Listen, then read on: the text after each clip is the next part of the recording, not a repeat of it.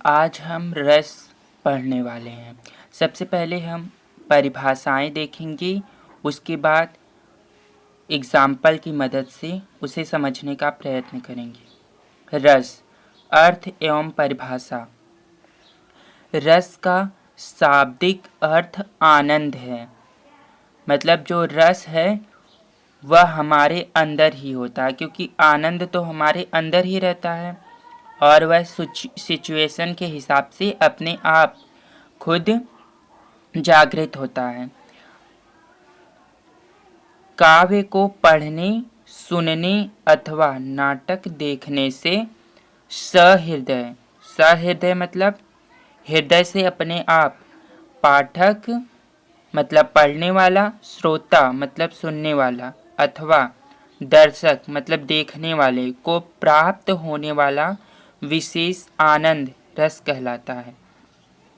मतलब जब हम किसी काव्य को पढ़ते हैं या कोई नाटक टेलीविज़न पर देखते हैं तो हमें जो आनंद प्राप्त होता है वही रस कहलाता है।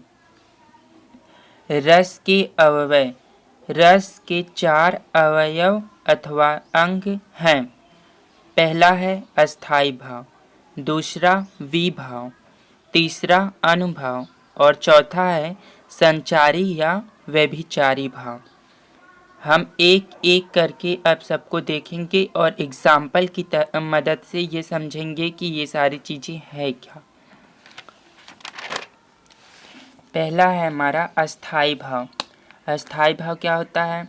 ऐसे भाव जो हृदय में संस्कार रूप में स्थित होते हैं, जो चिरकाल तक रहने वाले अर्थात स्थिर और प्रबल होते हैं तथा अवसर पाते ही जागृत हो जाते हैं, उसे अस्थाई भाव कहते हैं।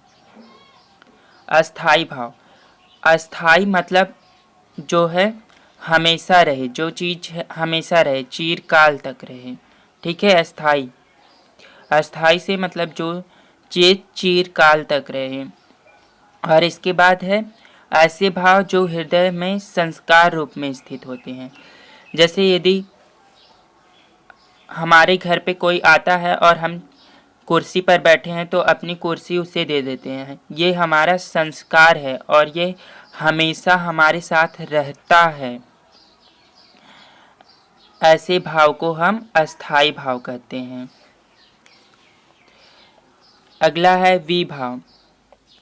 जिन कारणों से मन में स्थित सुप्त अस्थाई भाव जागृत होते हैं उन्हें विभाव कहते हैं।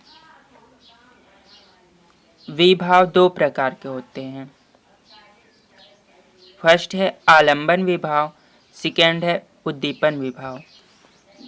आलंबन विभाव, जिस व्यक्ति या वस्तु के कारण किसी व्यक्ति में कोई अस्थाई भाव जागृत हो जाए तो वह व्यक्ति व वस्तु उस भाव का आलंबन विभाव कहलाता है।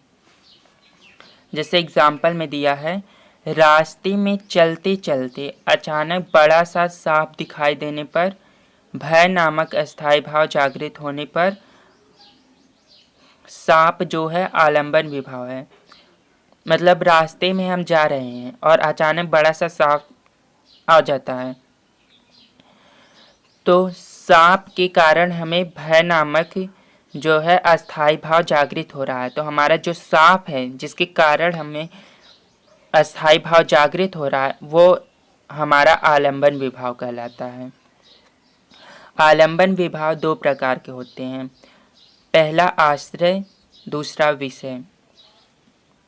आश्रय वह होता है जिस व्यक्ति के मन में अस्थाई भाव उत्पन्न हो उसे आश्रय कहते हैं। मतलब अगर हम रास्ते से जा रहे हैं और अचानक सांप आ रहा है और हमारे हृदय में भय नामक अस्थाई भाव जागृत होगा तो जो हम हैं वो आश्रय कहलाएंगे। जिसके हृदय में अस्थाई भाव जागृत होगा वो आश्रय कहलाएगा। और विषय, जिस वस्तु अथवा व्यक्ति के कारण आश्रय के हृदय में अस्थाई भाव जागृत होगा वह विषय कहलाएगा। तो ये जब हम रास्ते से जा रहे थे अचानक सर्प आ रहा था, उसके कारण हमें अस्थाई भाव जागृत हो रहा था। तो सर्प जो था वो आलंबन विभाव था और हम आश्रय थे। अब विषय जिस वस्तु अथवा व्यक्ति के कारण, मतलब सांप के कारण ही हमें अस्थाई भाव जागृत हो रहा है, तो हमारा जो विषय हुआ वो सांप होगा। दूसरा है उद्दीपन विभाव। जो कारण अस्थाई भावों को उत्तेजित या उद्दीप्त करते हैं उन्हें उद्दीपन विभाव कहते हैं। जैसे सांप का फुंकार, यहाँ अस्थाई भाव भय जागृत होगा। जो कारण अस्थाई भावों को उत्तेजित या उद्दीप्त करते हैं उन्हें उद्दीपन विभाव कहते हैं। मतलब जिस कारण से अस्थाई भाव उत्तेजित होता है और ज़्यादा बढ़ता है उसे हम उद्दीपन विभाव कहते हैं। जैसे सांप के फुंकार मारने से हमारा जो भय है, डर है, वो और भी ज़्यादा बढ़ जाता है, तो उसे हम उद्दीपन विभाव कहेंगे। अगला है अनुभाव। मन में आने वाली अस्थाई भाव के कारण मनुष्य में कुछ शारीरिक चेष्टाएं उत्पन्न होती हैं, वह अनुभाव कहलाती हैं। जैसे सांप को देखकर बचाव के लिए जोर जोर से चिल्लाना ये शारीरिक क्रिया है और इसी को हम अनुभाव कहते हैं। अनुभाव मतलब मन में आने वाली अस्थाई भाव के कारण, मन में जो भी अस्थाई भाव आएगा उसके कारण जो मनुष्य है उसका शरीर जो भी क्रिया करेगा उसे हम अनुभाव कहते हैं। अनुभाव 4 प्रकार के होते हैं: कायिक अनुभाव, मानसिक अनुभाव, सात्विक अनुभाव और आहार्य अनुभाव। पहला है कायिक अनुभाव। कायिक अनुभाव होता है जो अंगों की चेष्टा दिखाता है, जैसे कि कूदना, उछलना, इशारा करना आदि, ये सब कायिक अनुभव है। कायिक अनुभव मतलब अंगों द्वारा किया गया कार्य। और मानसिक अनुभव जैसे हर्ष हुआ, विषाद हुआ आदि। सात्विक अनुभव क्या होते हैं? जो अनुभव मन में आए भाव के कारण स्वतः प्रकट हो जाएं, वे सात्विक अनुभव कहलाते हैं। जैसे रोए खड़े होना, शांत होना आदि।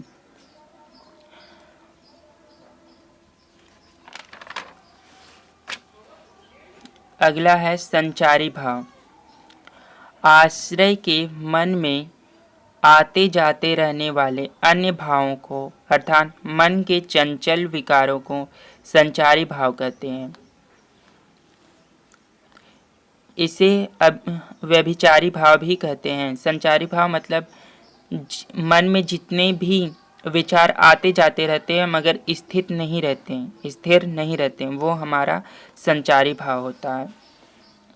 आहार्य अनुभाव, मन भावों के अनुसार अलग अलग कृत्रिम रचना करना आहार्य अनुभाव कहलाता है। जैसे रास्ते में जा रहे थे, अचानक सांप आया, तो अब वहाँ पे हमें जो है अस्थाई भाव भय जागृत होता है। मगर कुछ लोग होते हैं जो हंसने लगते हैं, उसी को हम आहार्य अनुभाव कहते हैं।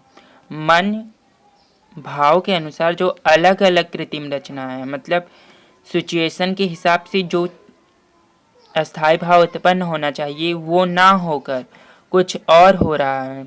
जैसे किसी का अंतिम संस्कार हो रहा है और कोई वहाँ पे आके नाचने लगे, ये हमारा अलग अलग कृत्रिम रचना है, इसे हम आहार्य अनुभाव कहेंगे।